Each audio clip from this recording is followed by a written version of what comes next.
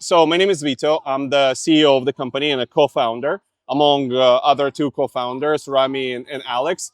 So I've been in tech for about 20 years. For the last 10, 12 years, I've been in machine learning and AI space.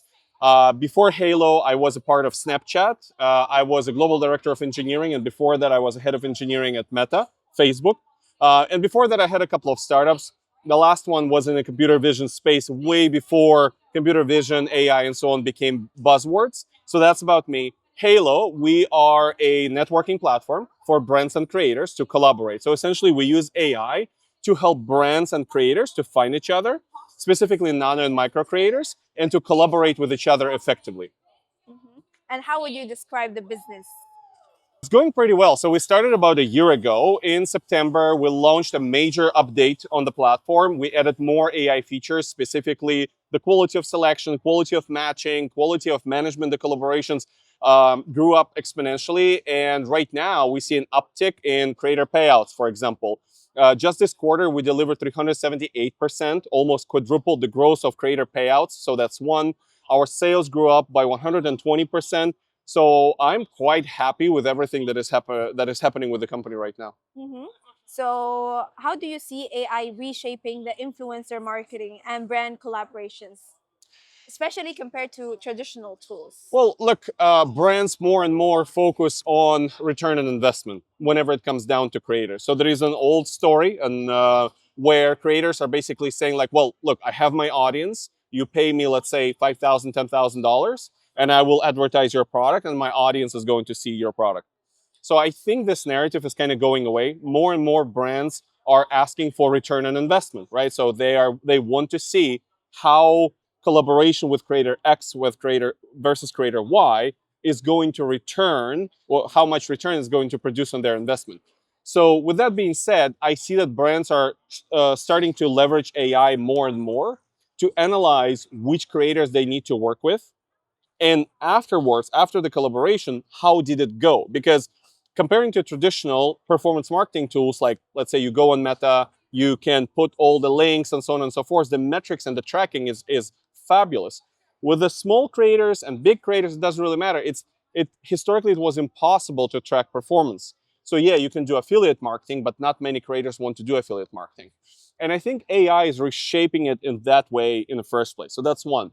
Second one is brand safety for sure. So right now, for a brand, it became possible to analyze each creator profile end to end, last several years of all of your content, what you're saying on video, audio, and so on and so forth, what you're showing, what your audience is saying in the comment section. Everything can be analyzed. So there is nothing that you can hide anymore. And now brands are going surgically in terms of who they want to work with.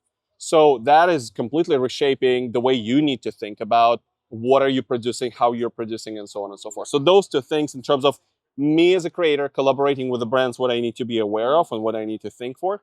And in terms of me as a creator producing the content, I mean, number of tools grew up exponentially, right? It is video generative AI, image generative AI, audio generative AI. It's just like a myriad of tools that you can use to produce the content. Still, I believe that authentic content prevails. This is what people want over AI generated content. However, I think there's going to be an intersection between authentic, natural content, naturally produced content, and the augmentation of AI into your organic content. So, you're doing something innovative, something new in this market. I mean, from what you do, is there like any challenges, any opportunities, any open doors? How would you describe this? In the creator economy space, Yes. oh, creator economy space, well, I'm pretty sure this it grows so rapidly. I think it grows 37 or 39% year over year. It grows like crazy. So I think there was a McKinsey report that projects that creator economy by 2030 is going to be $500 billion or more. Yeah. So look, first of all, not that many things has been figured out in the creator economy. You will be surprised. Yes, there are platforms like YouTube. There are AI tools like, I don't know, VO 3.1 that helps you to generate the content.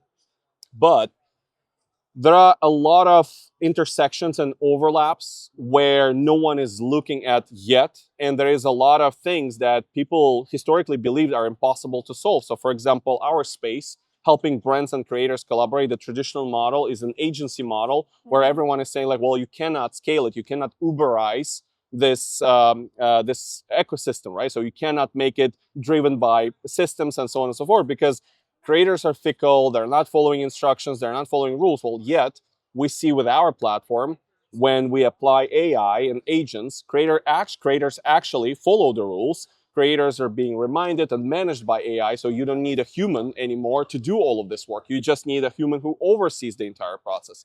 So I would say the number of opportunities like this, where historically there was a narrative of, oh, it's impossible to do because creators are X or brands are Y. So just start looking into those things and you will find your opportunity for sure. Do you think creators who don't use AI will be irrelevant at some point? Creators who don't use AI will become irrelevant. Look, in terms of I'm not an absolutist. Like, no, there's going to be some authentic creators who are producing some nature outdoors content and are not using AI, and this is their thing. There's going to be 5, 10, maybe 20% of creators who are valued exactly for that they're not using AI and they are like organic, raw, authentic, rugged creators. And that's absolutely fine. So there is going to be a niche and space for creators like this, absolutely.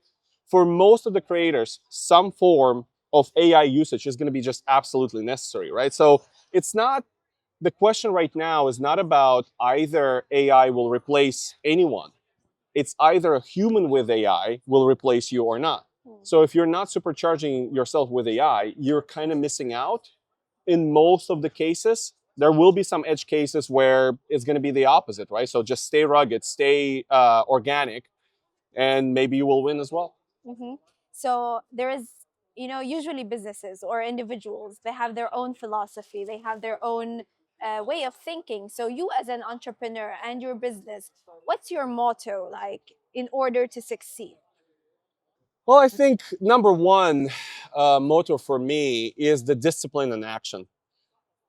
Nothing worked better for me personally than being disciplined in something and being action oriented. Just do things, it sounds basic. And I think a lot of like content creators like David Goggins out there are talking about this, but this is just something that works universally. At least for me, it worked that way.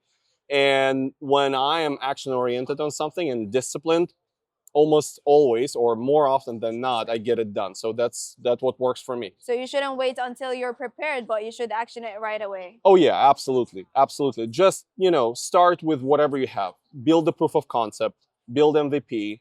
Don't overthink when you should launch or where you should show something to your customers and so on and so forth. The time is essentially now.